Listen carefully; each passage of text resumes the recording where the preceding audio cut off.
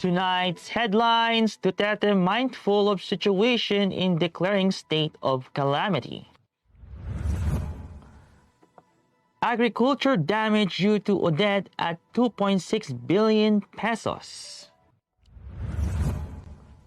COVID-19 cases in the country at 2,837,784.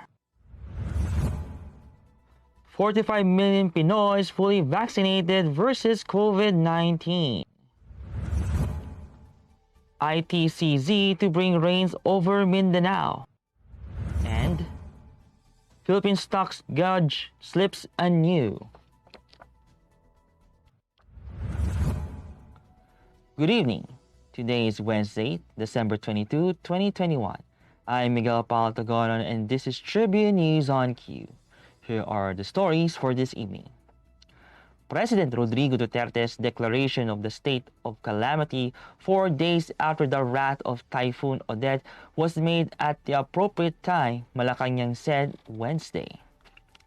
Acting presidential spokesperson Carlo Nograles made the response when asked why the president took time to place Odette-hit areas or regions 4B, 6, 7, 8, 10, and 13 under state of calamity.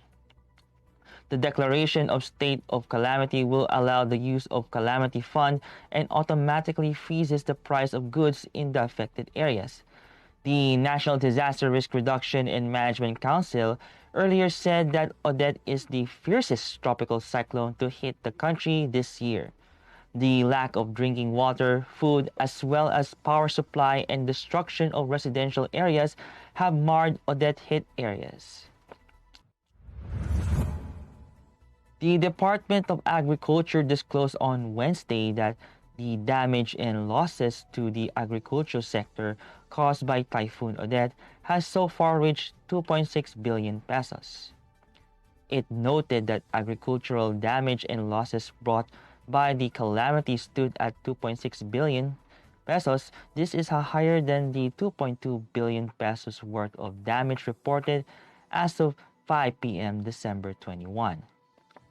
The amount covers volume of production loss at 87,640 metric tons and 60,451 hectares of agricultural areas in Calabarzon, Mimaropa, Bicol, Western Visayas, Central Visayas, Eastern Visayas, Zamboanga Peninsula, Northern Mindanao, Davao, and Caraga. The typhoon affected 34,747 farmers and fishers. The Department of Health reported 261 confirmed COVID-19 cases on Wednesday to bring the total number of infected in the country to 2,837,784. This brought the active cases to 9,238, and of the total, 507 are asymptomatic, 3,153 are mild, 3,400 are moderate, 1,801 are severe, and 377 are critical. The number of recoveries, on the other hand, rose to 2,777,630 after 395 patients recovered from the deadly disease. The death toll is now at 50,916 with 122 fatalities recorded. Nationwide, 20% of intensive care unit beds are utilized while 10% mechanical ventilators are in use. In Metro Manila, 21% ICU beds are utilized while 11% ventilators are in use. Tribune News on Q will be back after these reminders. Botomoto Halalan 2022, the Daily Tribune special coverage.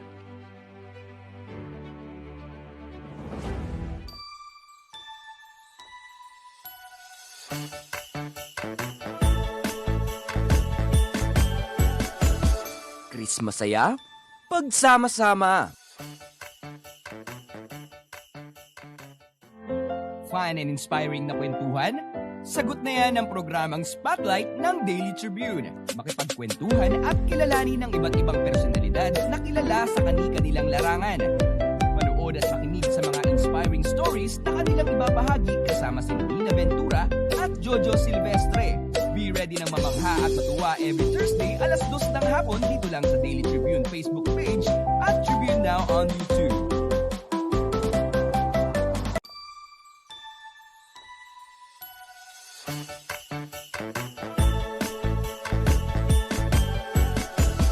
Chris Masaya, pagsama-sama.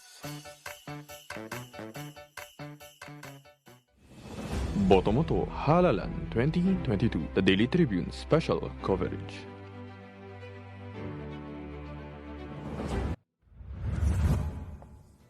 In other news, Malacanang said Wednesday that at least 45 million Filipinos have already been fully vaccinated against COVID-19. Acting presidential spokesperson Carlo Nograles said the number of fully vaccinated individuals against COVID-19 is at 45,284,617 as of the latest count. On the other hand, the number of those who already received the first of the two-dose vaccine is 60,212,001. This makes the total doses of COVID-19 vaccine administered so far at 102,995,133 million as of December 21. The government is eyeing to fully vaccinate 54 million Filipinos by the end of the year, 77 million by March 2022, and 90 million by the time President Rodrigo Duterte's term ends on June 30, 2022. State Weather Bureau Pag-asa announced that the Intertropical Convergence Zone will bring cloudy skies with scattered rain showers and thunderstorms over Mindanao, parts of which were hit by Typhoon Odette last week. Metro Manila and the rest of the country, meanwhile, will have partly cloudy to cloudy skies with isolated rain showers or thunderstorms due to localized thunderstorms.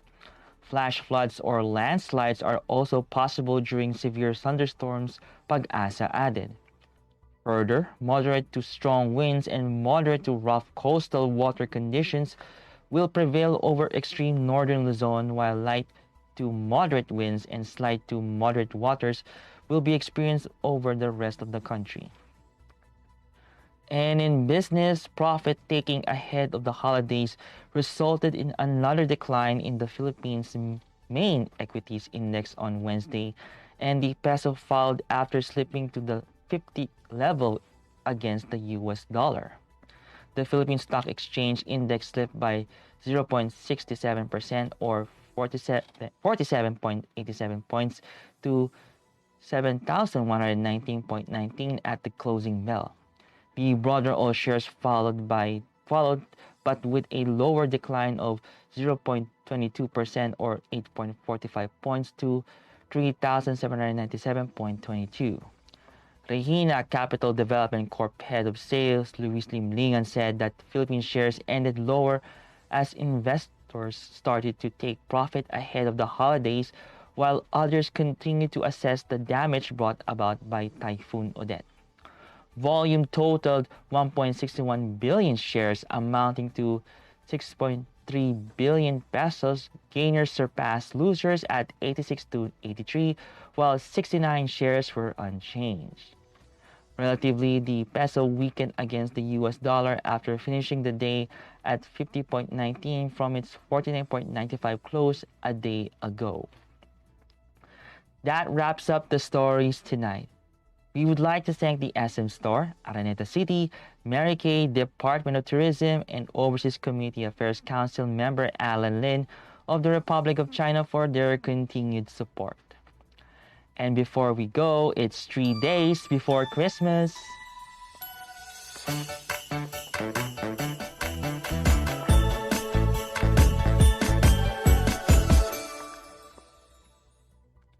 Again, this is Miguel Pautagonon, and you're watching Tribune News on Q. Stay safe, stay healthy, and stay at home. Good night, and God bless us all.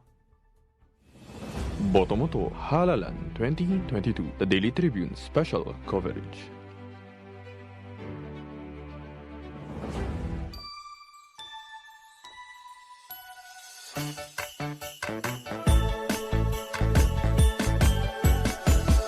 Chris masaya, pagsama-sama.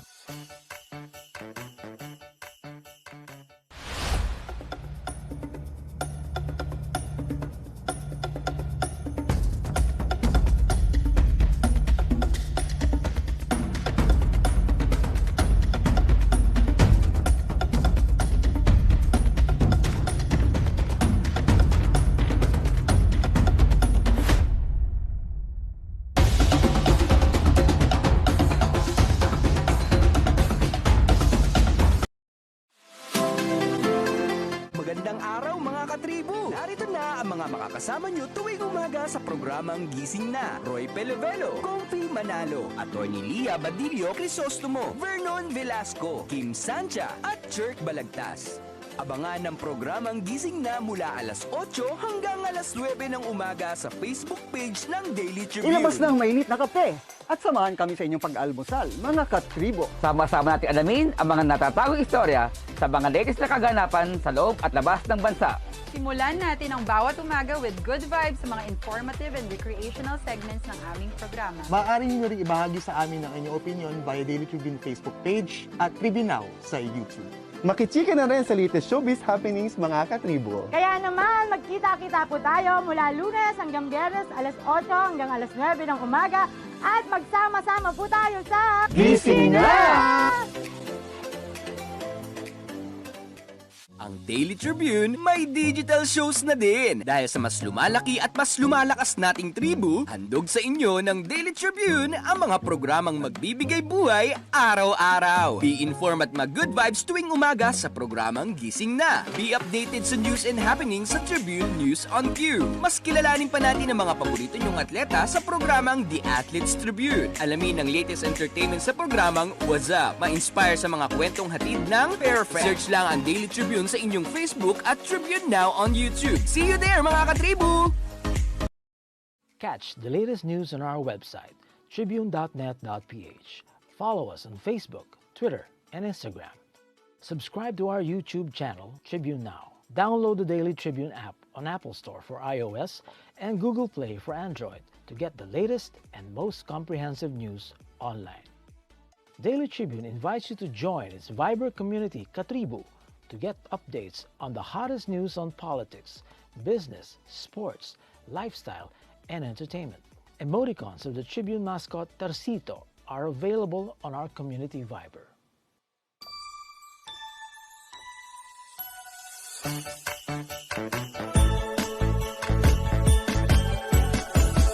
Chris masaya, pagsama-sama.